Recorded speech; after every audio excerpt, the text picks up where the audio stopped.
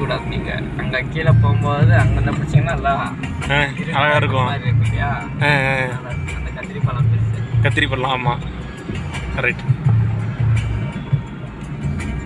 அதை பிடிச்சிட்டு போய் காட்டுங்க. நாங்கள் காட்டணுங்குட்டி அதுக்காக தான் எடுத்துன்னு போகிறேன். காலங்காத்தால பிடிச்சிங்கன்னா மானிங்கி நல்லா பார்க்கலாம்.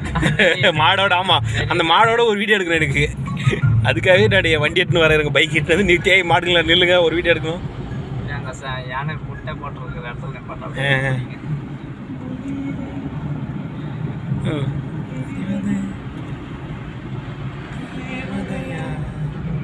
எந்த பிடிங்க அப்படியே கரெக்டாக வரும்.